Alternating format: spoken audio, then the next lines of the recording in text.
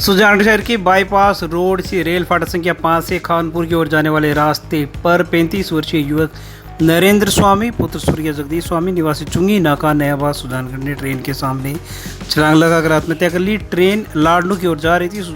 मृतक युवक निजी स्कूल में टीचर था। करीब 11:15 बजे यह घटना हुई, जिसके बाद मौके पर लोगों की भीड़ एकत्रित हो गई। आरपीएफ और सुजानगढ़ कोतवाली पुलिस ने शव को टीम हारे का सहारा के संयोजक श्याम स्वर्णकार की मदद से लाडनू के राजकीय अस्पताल पहुंचाया। सूचना पर मृतक के परिजन भी मौके पर पहुंचे।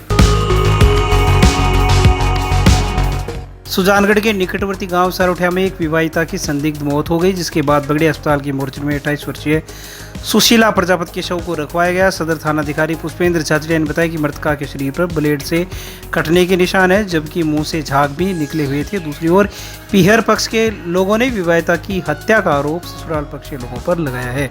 मृतका के पिता गेडाप गांव के निवासी रतुराम प्रजापति ने पुलिस को बताया कि मेरी लड़की सुशीला की शादी करीब 8 साल पूर्व काड़ू राम निवासी गांव सारोठिया के साथ संपन्न हुई थी। मेरी लड़की के ससुराल वाले चौमासे के वक्त खेत में ही ढाणी बनाकर रहते हैं।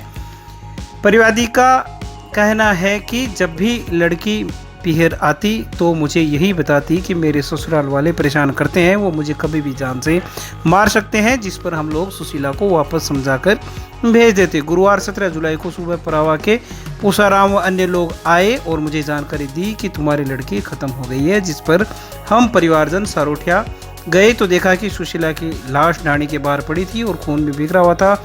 लाश को देखा तो उसका गला भी कटा हुआ था। रतुराम ने आरोप लगाया है कि रात में किसी समय पर मेरी बेटी सुशीला को पति कालूराम, ससुर गोपाल राम, सास मुनि देवी ने मिलकर गला काटकर हत्या कर दी। दूसरी और सदर पुलिस थाने में इस बारे में मुकदमा दर्ज कर लिया गया है। मेडिकल बोर्ड से मृतका सुशीला का पोस्टमार्टम करवाकर शव परिजनों को सौंप दिया गया। मृतका के 2 बच्चे हैं। पुलिस जांच के बाद ही मामले की हकीकत सामने आ पाएगी। मेरे बहन सुशीला के साथ हुई है, मैं उसका छोटा भाई और ये उनके बड़े भाई थे। और सुशीला को पिछले 1 महीने से बहुत पुराने टाइम से तंग किया जा रहा था, पर पिछले 15-20 दिनों से बहुत ज़्यादा उसे टॉर्चर किया जा रहा था। और मेरी बहन 12th पढ़ी हुई है, जो स्कूल में पढ़ाने जाती थी, और उसे बहुत ज़्यादा टॉर्चर किया जाता। वो खेत का भी काम करती थी, घर का भी करती थी। और हमारे जीजो जी काड़ूराम जी प्रजापति जो और उनके ससुरा गोपाल राम जी प्रजापति और उनकी सास मुनि देवी, इन्होंने तीनों थे मिलकर इन्होंने कुछ किया है।